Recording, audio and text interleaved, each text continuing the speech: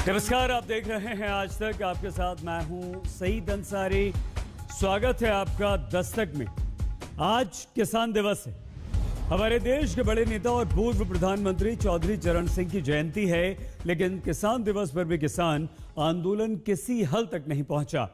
सरकार कहती है हम किसानों के साथ हैं, आंदोलन के पीछे कुछ वामपंथी हैं।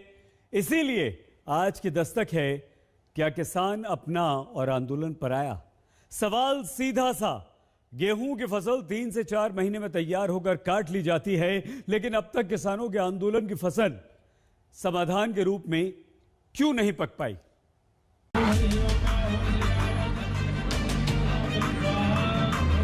किसान हवन कर रहे हैं इस कामना के साथ कि सरकार को सद्बुद्धि आए।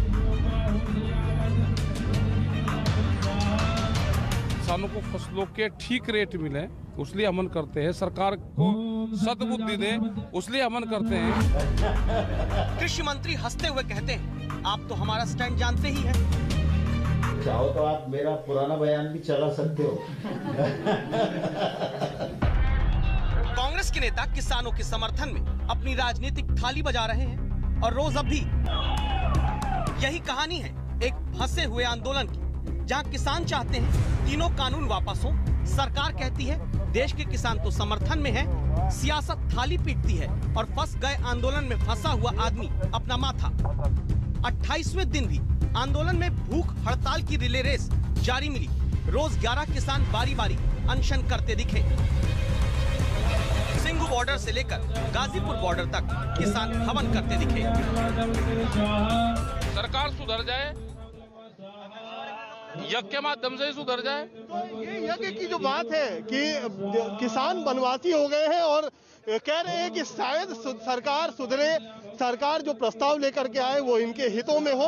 आपको दिखाएंगे कि किस तरीके से यहाँ पर चौधरी चरण सिंह की जो यहाँ पे पोस्टर्स हैं वो भी लगाए गए हैं। उनको 118वीं जयंती है चौधरी चरण सिंह की, और किसान नेताओं का यही कहना है कि कम से कम सरकार ये कोशिश करे कि जो किसानों का पक्ष है वो। क्या वाकई सरकारी खेमे में? किसान साफ कह रहे हैं तीनों कानून पूरी तरह रद्द करो, संशोधन की कोई बात नहीं। सरकार कहती है क्या बदलाव चाहते हो बताओ, बातचीत को तैयार हैं। सरकार के प्रस्ताव पर क्या टिप्पणी करना चाहते हैं, उस प्रस्ताव पर क्या जोड़ना चाहते हैं, क्या घटाना चाहते हैं, वो हमको बताएंगे। और कब उनको सुविधा है वार्ता करने के लिए, वो तारीख और समय हमें बताएंगे। तो भारत सरकार पूरी तरह वार्ता के लिए उनके साथ तैयार है। आपके प्रस्ताव में अनिवार्य वस्तु संशोधन कानून का जिक्र तक भी नहीं है।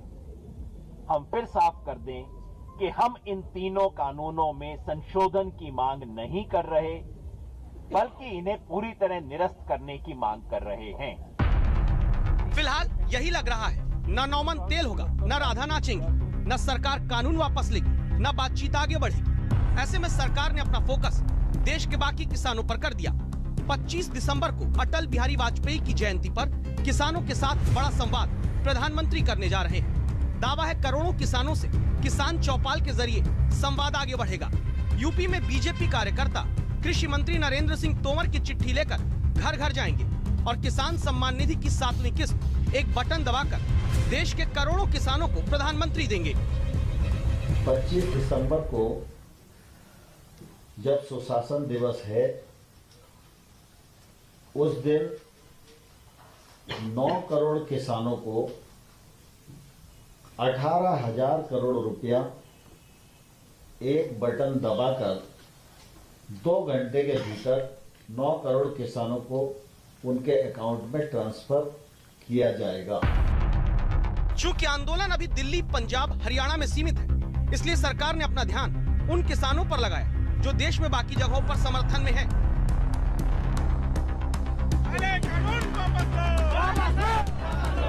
28 दिन से जारी आंदोलन में समाधान का रास्ता कहां से निकलेगा, फिलहाल साफ नहीं। एक सच ये भी कि रोज 3,500 करोड़ रुपए का नुकसान देश उठा रहा है।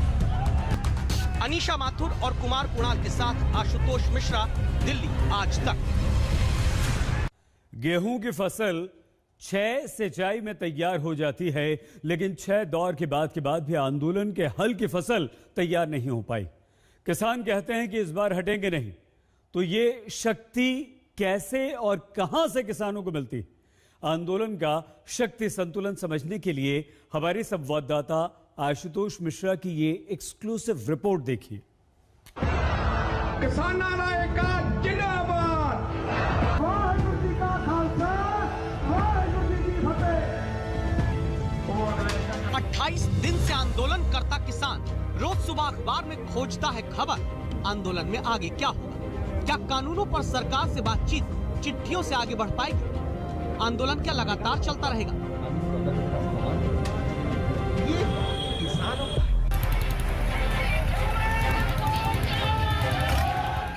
आज तक संवाददाता आशुतोष मिश्रा ने पंजाब से दिल्ली आते और दिल्ली से पंजाब हरियाणा जाते किसानों के बीच सफर करके आंदोलन के शक्ति संतुलन को आपके लिए समझा है।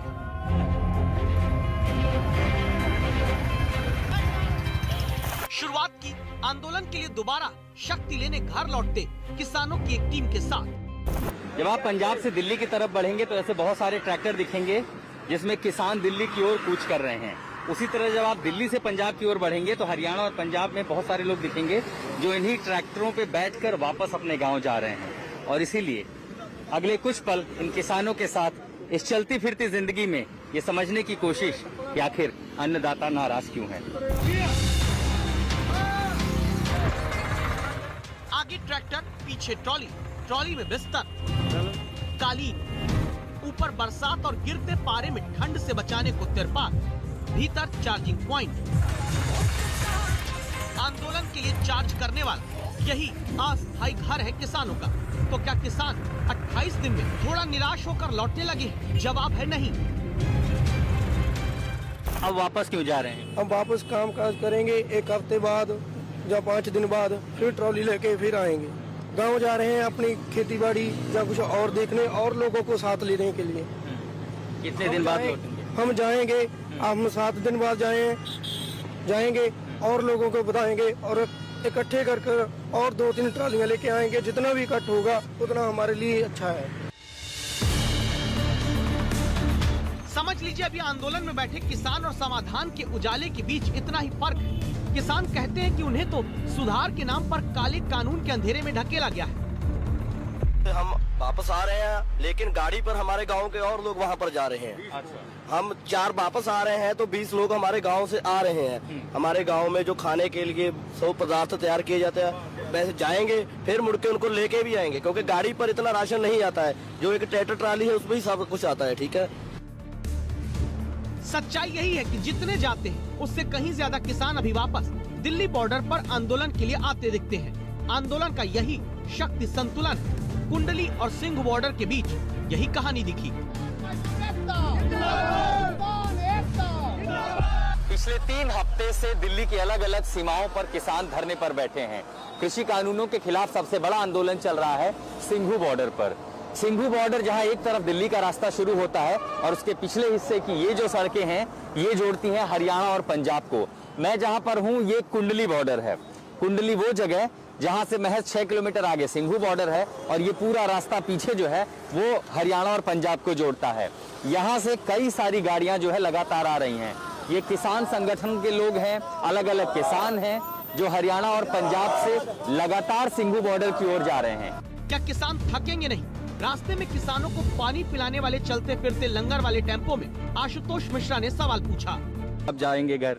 नहीं, घर का क्या फिक्र है, जब ये मानेंगे नहीं तो घर जाके क्या करना है। अभी भी आपको लगता है बातचीत से रास्ता निकल सकता है? निकल सकता है। ये चाहे तो गवर्नमेंट चाहे तो सरकार चाहे तो क्या नहीं हो सकता। ये रास्ता 8 किलोमीटर लंबा है, लेकिन आंदोलन की ताकत देने वाले किसानों की तादाद उससे कहीं ज्यादा लंबी। किसानों का हुजूम लगातार सिंघू बॉर्डर की ओर पहुंच रहा है। ये भी जो है तमाम सारे किसान हरियाणा और पंजाब से आ रहे हैं। सिंघू बॉर्डर के हम जिस इलाके में हैं, यहाँ से आगे का रास्ता सफर करना मुश्किल है क्योंकि इसके आगे कुछ है ही नहीं। ये आप देखिए सब कुछ बंद है, यहाँ से आगे गाड़ियाँ नहीं जाती हैं। लेकिन किसानों की जो रसद है, उनकी जरूरत का सामान है, पीने का पानी है, दवाइयाँ है खाने का, वो सब कुछ लेकर के किसान यहाँ तक पहुँच रहे हैं। रास्ते में ट्रैक्टर बदलते गए। कहानियां भी। दिल्ली के किसानों के लिए पंजाब के मानसा से ट्रॉली भरकर लकड़ी आ रही है ताकि आंदोलन की आग ठंडी न पड़ जाए। आगे कैसे रास्ता निकलेगा? किसी को कुछ नहीं होगा किसी को। ऐसे निकलेगा, रास्ता निकलेगा, बिल वापस होंगे। रसद भी तो खत्म हो जाएगी तो आंदोलन कैसे चलेगा? कुछ नहीं खत्म, कुछ नहीं होगा। जब तक कब चलेगा, सब कुछ जहाँ बहादुर रहेगा। जी, 1 साल भर चलेगा, साल भर का राशन है हमारे पास। ये जो किसान है अपनी जरूरत का सामान लेके यहाँ पहुँचे हैं। यहाँ से आगे जाहिर है कुछ लोग घर भी जाते हैं, एक जाते हैं, उनकी जगह 2 लौट कर आते हैं। आंदोलन सिंघू बॉर्डर पर लगातार जारी है। आशुतोष मिश्रा, दिल्ली आज तक। न दिल्ली में आंदोलन थम रहा, न पश्चिम बंगाल में राजनीतिक हिंसा। पश्चिम बंगाल के राज्यपाल ने कहा आने वाले दिन राज्य के लिए काफी चुनौतीपूर्ण होंगे। शुभेंदु अधिकारी के पाला बदलने के बाद बीजेपी और तृणमूल कांग्रेस के कार्यकर्ता भी वर्चस्व की लड़ाई लड़ रहे हैं। ऐसे में बंगाल की हिंसक राजनीति का मामला सुप्रीम कोर्ट तक पहुंचा। पश्चिम बंगाल का पूर्वी मिदनापुर, पश्चिम बंगाल का नारायणपुर, पश्चिम बंगाल का मध्यग्राम। हिंसा पश्चिम बंगाल की राजनीति का हिस्सा रही है। वहाँ हिंसा पहले भी होती रही है, लेकिन अब जो वहाँ हो रहा है उसे देखकर यही कहा जा सकता है कि बंगाल में अब राजनीति कम और हिंसा ज्यादा हो रही है। राज्य में हालात इतने बिगड़ चुके हैं कि राज्यपाल को कालीघाट के मंदिर जाकर राज्य में शांति के लिए विशेष प्रार्थना करनी पड़ रही है। मैंने प्रार्थना की है, कामना की है कि आने वाले समय में मां काली की कृपा हर नागरिक पर और प्रांत पर रहे, ताकि भय और हिंसा का वातावरण खत्म हो। आने वाले वक्त को जगदीप धनखड़ बंगाल के लिए चुनौतीपूर्ण क्यों बता रहे हैं, उसे आपको मिदनापुर की तस्वीरें समझाएंगे, जहां पर बीजेपी और टीएमसी कार्यकर्ताओं के बीच खतरनाक भिड़ंत देखने को मिली। इसी झड़प में ये बीजेपी का कार्यकर्ता जख्मी हो गया।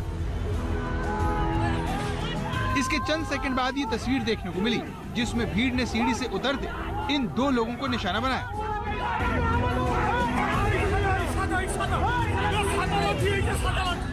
जब भीड़ का इससे भी मन नहीं भरा तो उन्होंने इस घर पर पत्थर फेंकने शुरू कर दिए।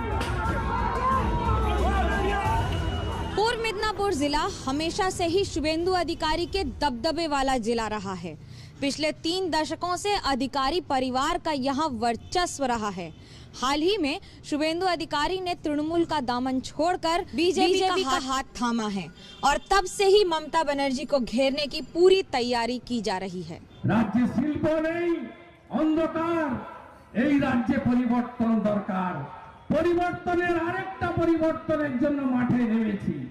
আর তৃণমূল কংগ্রেস কোম্পানিকে বলবো, তার নেত্রীকে বলবো, নিজের দমে যদি মুখ্যমন্ত্রী হতেন 2001-এ হতেন, আমার জন্য বলবো না।